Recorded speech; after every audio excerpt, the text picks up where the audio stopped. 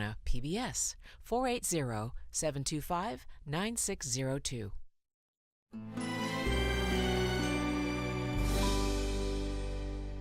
I'm Chef Mark Tarbell. Join me for Check Please Arizona. This week our guests have dined all over the valley. In Tempe at La Boca Urban Pizzeria and Wine Bar, Zook's Sandwiches in Phoenix, and Second Story in Scottsdale. Don't miss Check Please Arizona, tonight at 7 on Arizona PBS. Thanks for watching Arizona PBS, a viewer-supported community service of Arizona State University.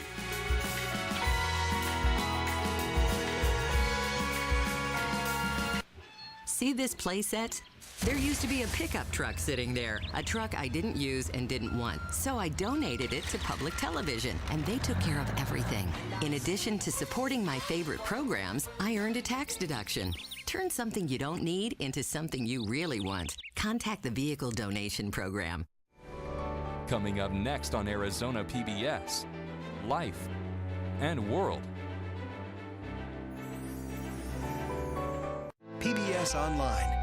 Share, tweet, watch. Coming soon to Arizona PBS.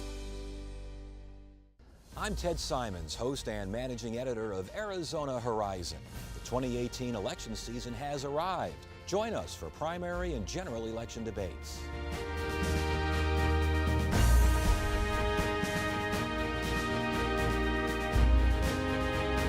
Right here, meet the candidates and hear their positions.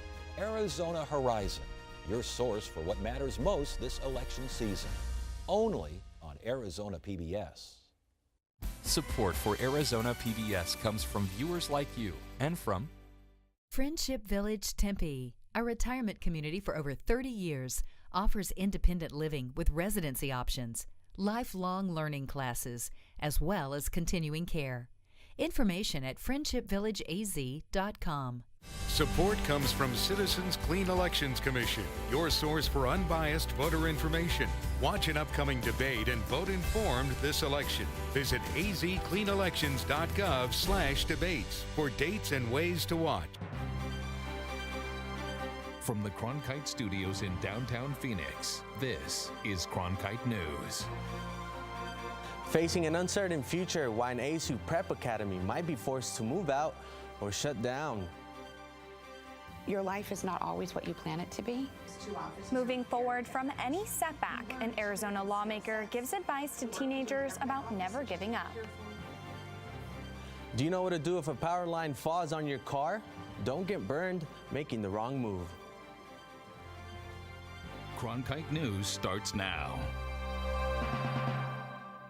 Good evening and welcome to Cronkite News on Arizona PBS. I'm Felipe Corral Jr.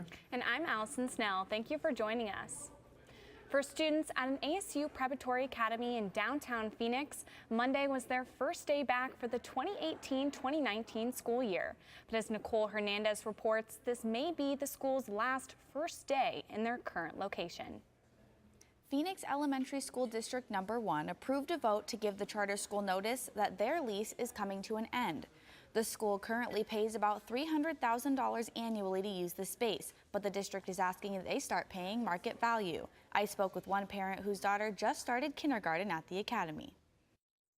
There's a lot more to be lost than just the school itself. Phoenix Elementary School District is asking for $2.7 million in rent, 800% more than what ASU Prep is currently paying.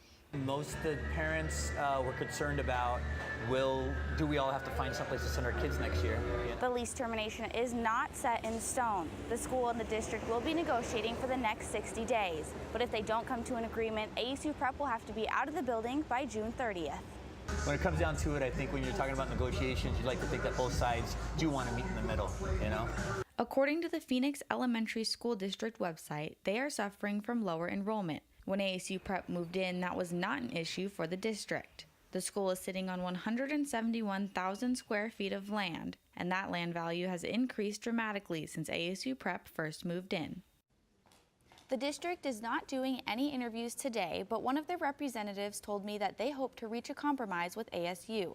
They have a meeting planned for August 8th to continue the conversation. But for now, the school will be able to finish this academic year regardless of how negotiations end. In the broadcast center, Nicole Hernandez, Cronkite News. A group of incoming freshman students attending ASU's School of Politics and Global Studies had the opportunity to get advice from an Arizona congresswoman. Reporter Jordan Daphnis was there to hear what she said to students. Kirsten Sinema sat down with a group of around 20 students and shared her personal journey to becoming a congresswoman. It was not an easy road for Sinema, but she says her struggles is what makes her passionate about helping others. Your life is not always what you plan it to be, and so when a curveball comes your way, you need to have the tools and the skills to be prepared to handle that change, that unexpected change. And so for me, I figured out that the key was absolutely going to college. Congresswoman Kirsten Sinema knows firsthand what it's like to be hit by one of life's curveballs. When she was in elementary school, her father lost his job, her parents separated, and Sinema's mom became a single mother of 3 children with no degree. Poverty struck her family. For about 3 years in my elementary school life, our family was homeless. So we moved into this old abandoned gas station. But that struggle is what Sinema says made her realize the importance of education. After my parents got divorced, my dad was okay. My mom really struggled. And the difference is that my dad had a good education and was able to go find another job. And my mom hadn't had the opportunity to get a good education after high school. And so her resources were very limited. Sinema went on to receive not 1, but 5 degrees from Arizona State University, including her law degree. And she says each one helps her on Capitol Hill. I found myself being able to do my job better and better every day as I was learning more. And it's really obviously helped shape my life. And she encouraged the incoming freshmen at Arizona State University to pursue a lifetime of education just like her. These next years of your undergraduate degree are going to help you figure out who you want to be when you get out of school and what you want to do. And hopefully that leads to a life full of learning, just like I've had. Sinema has been a representative of Arizona's 9th Congressional District since 2013. Jordan Daphnis, Cronkite News. Arizona's newest member of Congress, on the other hand, has been on the job for a little less than 3 months. Congresswoman Debbie Lesko is still settling in, as Cronkite News reporter Brian Peach reports from our Washington bureau. Debbie Lesko was elected in April to fill the seat vacated by former 8th District Congressman Trent Franks, who resigned amid a House ethics probe. I recently spent a day on Capitol Hill with the freshman representative to see how her first summer in Washington has gone. It's been 3 months since Congresswoman Debbie Lesko came to Washington, but she still remembers how she felt on her first day. My husband and I walked up to the U.S. Capitol Dome on the Sunday before I was sworn in, so it was May 6th, and it really hit me then that this is really a big deal. Former Arizona Congressman Jim Colby said Lesko's reaction is typical for a freshman representative. When you're sworn in as a member and people start calling you congressman and you get waved through security, it's kind of different. There's no doubt about it. But Lesko isn't new to having a title before her name. Before filling the congressional seat vacated by former Congressman Trent Franks, Lesko served 9 years in the Arizona House and Senate. Lesko, who reminded constituents in a recent visit that she started as a PTA mom, is not shy about being a newcomer in Washington. You know, I'm the second newest member to Congress, and I don't know if some of my fellow congressmen are more used to these budget overruns or not, but when I read this, I thought it was outrageous. That exchange during a meeting of the Science, Space, and Technology Committee led Committee Chairman Lamar Smith to hand Lesko a note saying good job. Smith, a Texas Republican, said in a statement that Lesko is off to a fast start in the committee and that it's a pleasure working with her. While the days are long and the work is harder, Lesko said she feels blessed to be serving in Congress. This morning I started at 8 a.m. In an interview, and tonight I think I'll be probably home at about 9:30 at night. So it's hard work, but it's very rewarding work, and I absolutely love it. But Lesko can't get too comfortable. She faces a challenger in this month's Republican primary, and she could face a rematch in November against Democrat Geraldo Bernini, who she beat in April's special election. In Washington, Brian Peach, Cronkite News. The Arizona Department of Transportation will use red lights along I-17 on-ramps as part of a pilot program. The system will provide alerts about wrong-way vehicles on the freeway. The lights are used during rush hour to allow one car at a time onto the highway. ADOT will use those lights to keep people off the freeway when there's a wrong-way driver. The light will remain red until the situation is resolved. The Trump administration wants to lower car emission standards. Plans were announced today that would reverse fuel efficiency standards put in place a couple of years ago. Critics say the move will accelerate climate change and increase fuel prices. Proponents say rolling back the standard will lower car prices for consumers. President Trump received a letter from North Korea's Kim Jong-un. The letter followed up on their June meeting in Singapore. The president tweeted about the letter and told Kim, quote, "I look forward to seeing you soon. There are no immediate plans for the two men to have a second summit." Ivanka Trump said earlier today that family separations were, quote, a low point since she's been at the White House. That was a low point for me as well. I feel very strongly about that, and I am very vehemently against family separation and the separation of parents and children.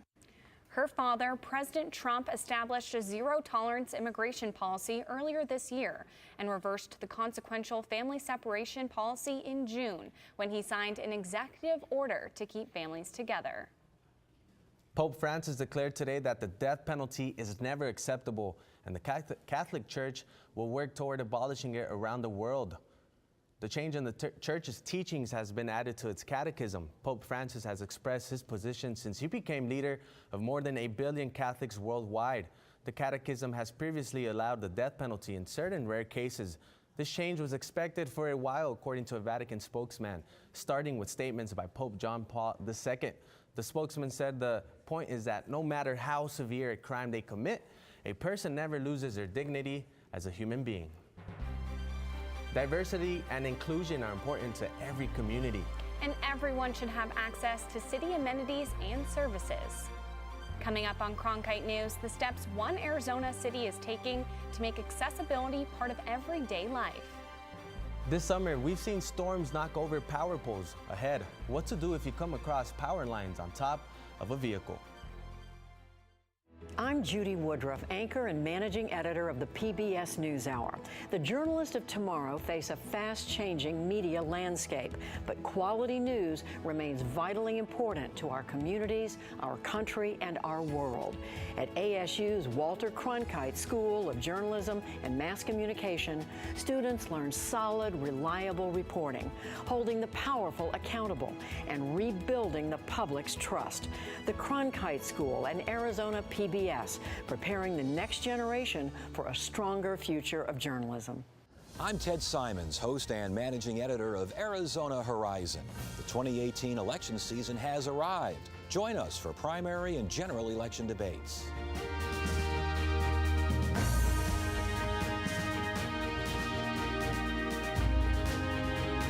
Right here, meet the candidates and hear their positions. Arizona Horizon, your source for what matters most this election season. Only on Arizona PBS. Here at Cronkite News, we have producers who craft shows that make an impact on our community. Our broadcasts allow students to be involved in all levels of production, from producing to directing. We are guided by highly respected professionals who mentor the journalists of tomorrow. From technical directing to teleprompting and beyond, our production crew works tirelessly to produce meaningful and award-winning shows. We are Cronkite News on Arizona PBS. I'm Jose Cardenas, host of Horizonte. Each week we bring you experts and community leaders to discuss the issues that are vital to our community here in Arizona. We cover the stories that affect and inspire us and our families, and talk to the newsmakers who shape the communities where we live. Horizonte is your source and your voice for what matters most here on Arizona PBS. The city of Tempe is updating the city's landscape to better accommodate people with disabilities. Reporter Andrew Christensen found out how Tempe's Americans with Disability Transition Plan could make it easier for people with disabilities to get around the city. I'm here on Mill Avenue in Tempe, where part of Phase 1 of Tempe's ADA transition plan is taking place. The transition plan makes streets more accessible to people with disabilities. Mill Avenue, usually known for its eccentric bars, but some changes are being made to the street in Tempe overall. The city uses GPS to track the slope of the sidewalk, which can't be too steep. For people with wheelchairs, walkers, or canes, high slopes can make it difficult to move forward. It wasn't until a bit later that things started to be built accessibly. Plus, you've got sidewalks that are out there from the 50s, the 60s, the 70s. Stokes gave Cronkite News an in-depth look at the city's plan, which can be seen on an interactive map. Tempe's looking into making crosswalks more accessible by creating a flat floor near the crosswalk button and closer to the curb for stability while reaching for the button. As for bus stops, Tempe is looking to add more shade at the stops in addition to floor space near benches so that riders with wheelchairs can get onto the buses easier. Tempe is also open to suggestions from the public. We have what we call a public involvement period.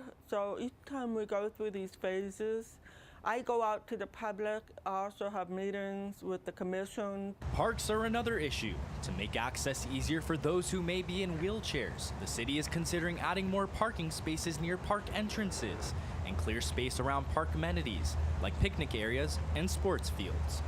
The city of Tempe applied for a grant of about $125,000 from the Arizona Developmental Disabilities Planning Council. The grant would give more access to jobs to people with disabilities.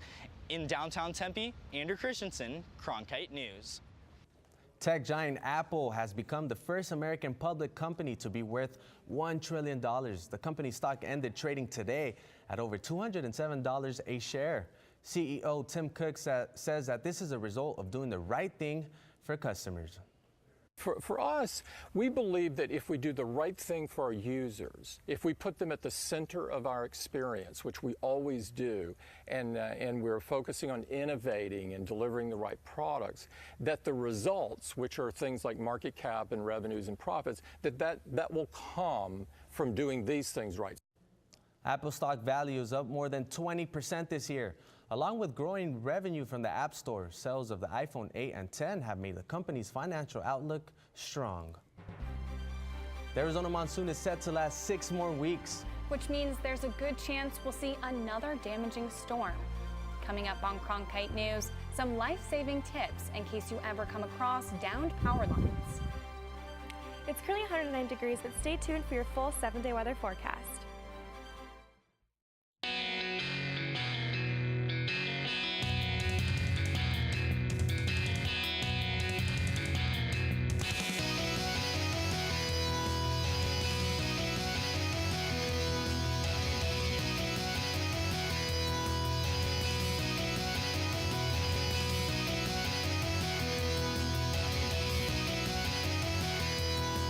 Cronkite News, weeknights at 5 on Arizona PBS. Millions of people die every year from drinking dirty water. I would never have felt I had the ability to do something without ASU pushing me. We built filtration systems out of local materials with the people. To see those kids drink clean water for the first time, it's the most rewarding feeling that you can ever have. I went to ASU because I wanted to change the world. The thing I never would have expected is how the world would have changed me. I'm Ted Simons, host and managing editor of Arizona Horizon. Join us each weekday at 5:30 and 10 as we bring you the top newsmakers who impact the state. We cover the stories in depth that shape and affect our local communities, and we take the time to ensure that all voices are equally heard. For more than 30 years, Arizona Horizon has been your voice and your source for what matters most, right here on Arizona PBS.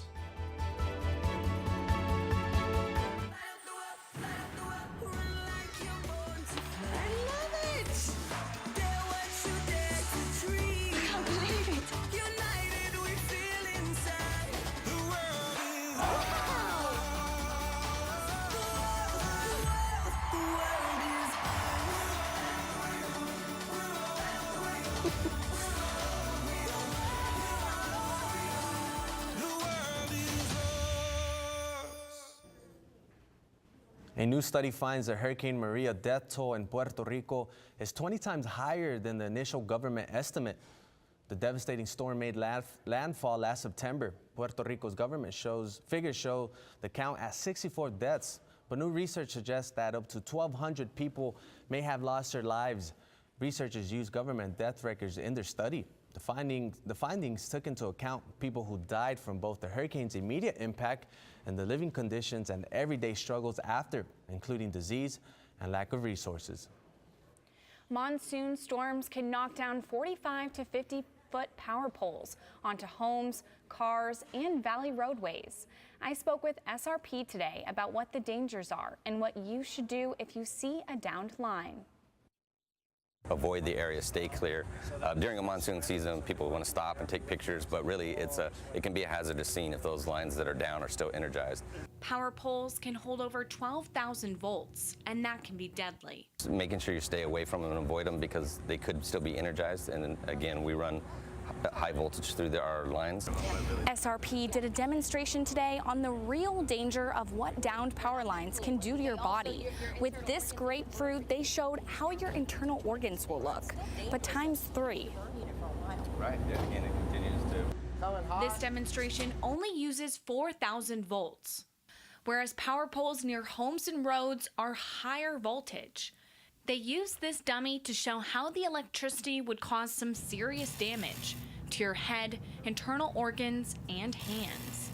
If you get stuck in a situation where a power line falls on your car, here's what SRP says you should do. The steps you should take is first, if you find yourself in a situation like the one behind me, is to stay in your vehicle and call 911. If there is an emergency or fire and you have to exit the vehicle, there's a safe way to do it. You'll open your door and you want to jump out of your car with both your feet landing on the ground at the same time. And once you're on the ground, you can continue to, we say bunny hop, just both feet up at the same time. Every year in Arizona, about 100 power lines are knocked over by distracted drivers, not just the monsoons. If you do see a power pole on the ground, stay as far away as possible and call SRP or the police. We're always on the lookout for storms. Is there any chance of rain over the next days? Hannah DeRuiter has our weather forecast. It's currently 109 degrees and sunny here in Phoenix, and we did have some humidity, but it hasn't been too bad throughout the day. Take a look at what we're going to see later on today. At 6 p.m., we're going to see 107 degrees. At 9 p.m., we're just below those triple digits at 99 degrees, and at 11 p.m., we're in those mid-90s at 94 degrees. Now, taking a look at our state highs for the day. In Phoenix, we did have a high of 108. Down in Tucson, our high was 102.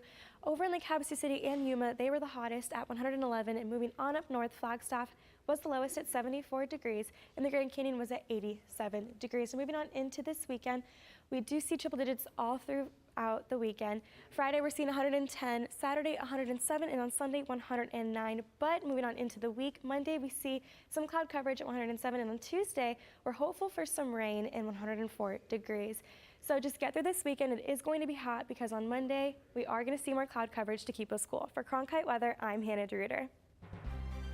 Training camp began this week for the Arizona Cardinals. And it could be the last one for franchise player Larry Fitzgerald. He is embarking on his 15th year in the National Football League. Coming up next, Cronkite News goes one-on-one with Fitz. As journalists at Cronkite News, we report on stories that matter to you by focusing on the local impact. We dig deeper and work tirelessly to keep you informed. Live in Wickerburg. Live in Los Angeles. In Cleveland. In Washington. In Louisville. From Jerusalem. Live in Philadelphia. From around the world to right here in Phoenix. At Cronkite News, we report the facts and stick to the truth.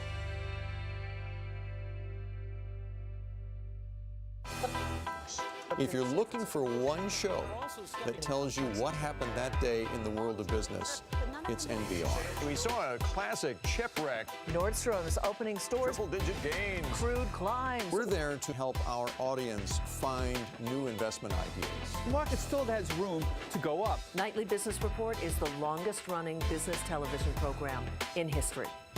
Weeknights at 10:30 on Arizona PBS. By the year 2050, there will be more plastic in the ocean than fish. Before Professor Halden, I had an insane amount of passion, but I almost felt helpless because I didn't know how to use it. Professor Halden gave me a chance to make a difference. Being at a place like ASU allows you to take these big leaps. Ultimately, the biggest problems in the world cannot be solved alone.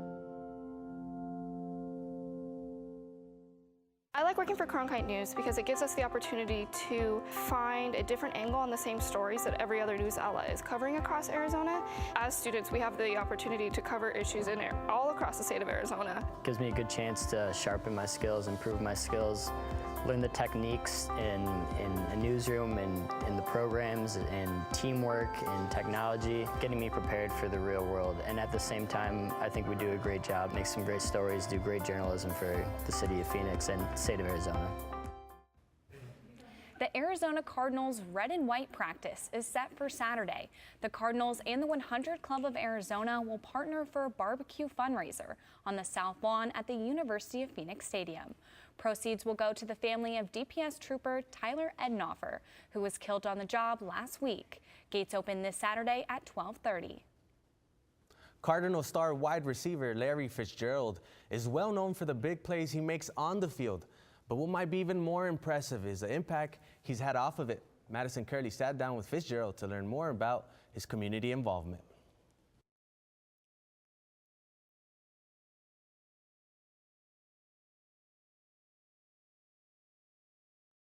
You never take it for granted, to have the support of the community and so many people that continue to turn out and, help grow it and give your program visibility. So I'm very thankful, humbled, and, I just hope I can continue to rise to the occasion. What was it that made you start your organization and start giving back to your community? Well, Mother was always, extremely involved in her community, and so when we were young, my brother and I would see her doing it and want to be a part of it. And, so I promised myself once I had the platform and the ability to, to help, I was going to go full speed and do it. And, thank God I've been able to do it so far. Why is it important for you to take advantage of your position, your platform, to give back? Well, I think it inspires other people. And then I think it's just part of your responsibility. And, you see what LeBron James was able to do this week and starting his school. And, it's just such a great thing when you see somebody who has everything and wants to help bring some people along with them. And that's true greatness. What has been the most rewarding part of this for you?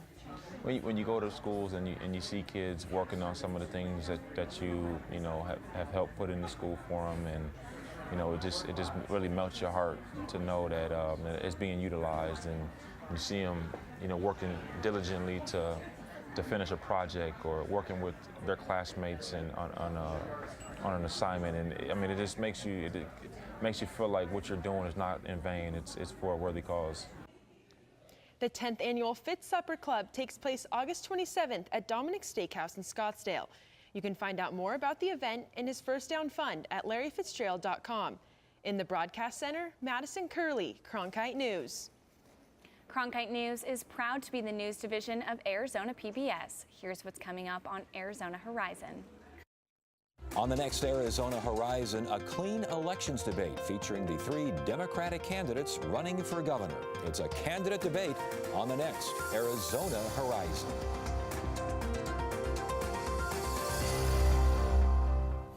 That's it for Cronkite News tonight. Thanks for joining us. For top Arizona stories anytime, go to cronkitenews.azpbs.org.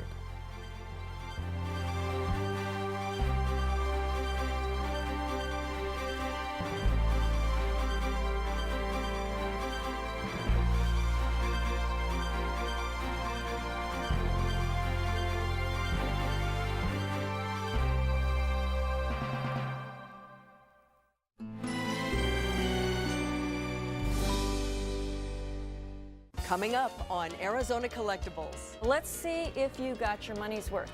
I don't know if I love you more or your candlesticks more. I'm still debating. So when I get that money from you, is there another line? Tonight at 7:30 on Arizona PBS. Explore new ideas and new worlds here on Arizona PBS, a community service of Arizona State University. Hello, I'm Paula Kerger, president of PBS. I'd like to tell you about a terrific membership benefit called PBS Passport. With a qualifying donation, Passport brings more than 1,000 hours of PBS and local programming to your computer, phone, or digital media player. You can catch up on shows you may have missed or revisit some of your favorites. The best part is that you can watch whenever you want. Your contribution makes possible all of the programs that you love to watch on this station, so please don't delay. Make that contribution right now. And thank you so much for your support. Coming up next on Arizona PBS, Life and World. Watch sneak previews of what's coming soon. Go to azpbs.org/previews today. Did you miss me? Did you miss me? Something's coming. Maybe it's Moriarty. Maybe it's not. Enlighten me. We're going to have endless fun, Mr. Holmes, aren't we? Sherlock, it's not a game! Oh, no! Your demons have been waiting for a very long time. Something's coming. Sunday night at 10:30 on Arizona PBS. Support for Arizona PBS comes from viewers like you and from... At Arizona Oncology, we know each cancer is unique, and so is every patient we treat. Our team is dedicated to providing advanced care, innovative technology, and personalized treatment options to patients right here in our community. When you cast your vote in the upcoming election, you connect with issues that hit close to home. Clean Elections provides voter resources and tools so you can vote informed on August 28th. Connect with the facts at azcleanelections.gov.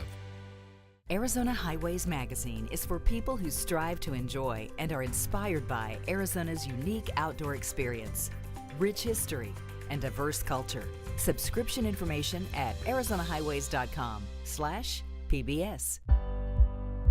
Like you, we get up and go to work every day. We're on the job, keeping you connected at home, at work, and to what matters most.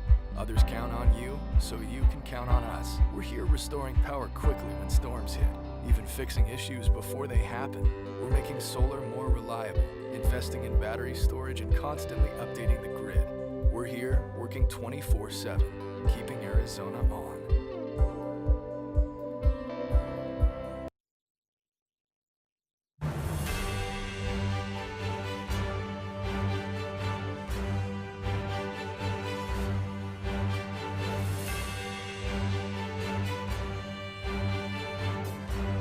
Arizona Horizon is made possible with the support of Arizona Highways Magazine, Escape, Explore, Experience, and by APS, working 24/7 to keep Arizona on, and by the contributions from the Friends of 8, members of your Arizona PBS station.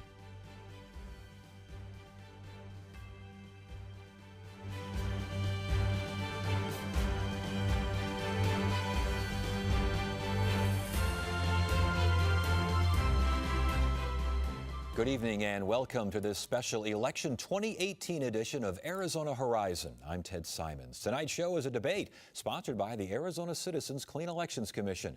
We will hear from the 3 Democratic candidates running for governor.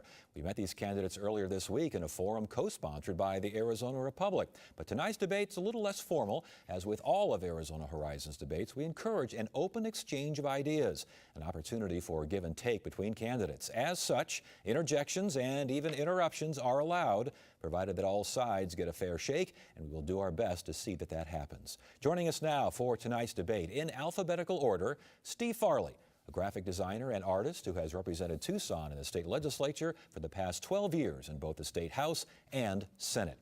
Kelly Fryer is on sabbatical from a position as CEO at the YWCA Southern Arizona. She is also a community activist, a former small business owner, and former minister. And David Garcia is an associate professor specializing in education at Arizona State University. He is a veteran and has served as the associate superintendent of public instruction. Each candidate will now give a 1-minute opening statement with their order determined by random selection. Closing statements will be given in reverse order at the end of the debate. We begin with David Garcia. Thank you. I'm David Garcia, and I am running to be governor of my home state. My story is Arizona's story. I'm a fourth-generation Arizonan, a product of Arizona's public schools, a first-generation college student, an Army vet, a dad with 2 daughters in public schools, and a teacher. And I am running to build the state that built me. Arizona schools are in crisis, and Doug Ducey has failed them. I have committed 20-plus years to public education, and there is nobody more qualified or committed to improving our public schools than me. It's why I'm running, and it's why I'm